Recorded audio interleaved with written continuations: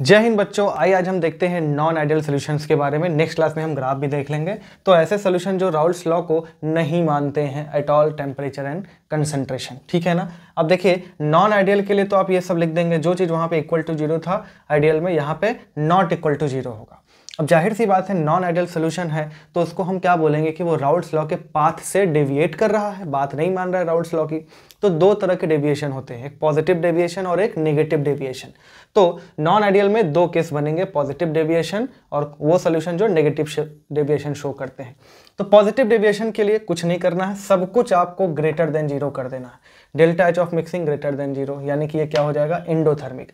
Delta we of mixing क्या है, greater than zero, यानी कि 1 लीटर ए और 1 लीटर अगर हम बी मिला रहे हैं तो वो दो नहीं, दो से थोड़ा सा ज्यादा वॉल्यूम हो जा रहा है, ठीक है ना। यानी कि पार्टिकल्स क्या हो जा रहे हैं, थोड़े से दूर हो जा रहे हैं, यानी फोर्स ऑफ अट्रैक्शन यानी कि क्या हो जा रहा है, घट जा रहा है, ठीक है ना।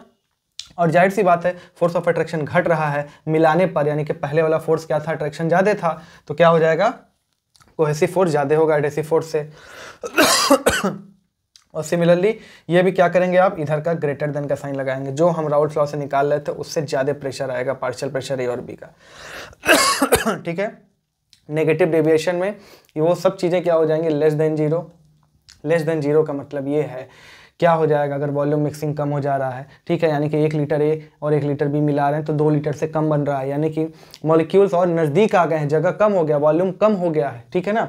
यानी कि पहले के मुकाबले बाद का अट्रैक्शन बढ़ गया है, यानी एडहेसिव फोर्स बढ़ गया है as compare to cohesive force, ठीक।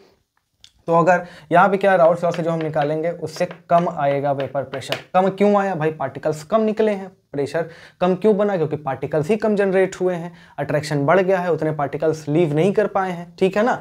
तो इसका एग्जाम्पल क्या है पॉजिटिव डेविएशन का, इथेनॉल प्लस एसीटोन और कार्बन डाइसल्फाइड प्लस एसीटोन। भाई यहाँ पे हाइड्रोजन बॉन्डिंग है, यहाँ पे डाइपोल डाइपोल है, ठीक है ना, ये स्ट्रॉन्ग होता है हाइड्रोजन बॉन्डिंग, और यहाँ पे क्या है डाइपोल डाइपोल है, ये क्या है नॉन पोलर है, तो पोलर है इसलिए यहाँ पे क्या हो जाएगा, फोर्स ऑफ अट्रैक्शन बढ़ गया, ठीक है ना। उसमें अगर एक नॉन पोलर घुस जाएगा तो नेगेटिव डेविएशन में ये दोनों है। देखो एसीटोन और क्लोरोफॉर्म का पूछता है डिटेल में, तो देखो ये एसीटोन है और ये क्या है क्लोरोफॉर्म CHCl3। यहाँ क्या हो जाता है, हाइड्रोजन बॉन्डिंग हो जाता है। ये दोनों जब मिलते हैं तो इन दोनों के बीच में एक नए तरह का क्या बन जाता है, इंटरमोलिकुलर हाइड्रोजन बॉन्डिंग बन जाता है, जिसके वजह से दोनों के बीच में फोर्स ऑफ अट्रैक्शन बढ़ जाता है, इसलिए नेगेटिव डेविएशन शो करते हैं। इसको नोट कर लीजिए, नेक्स्ट क्लास में हम लोग ग्राफ भी देख लेंगे। क्लियर है, तो मिलते हैं अगली क्लास में, तब तक के लिए जय हिंद।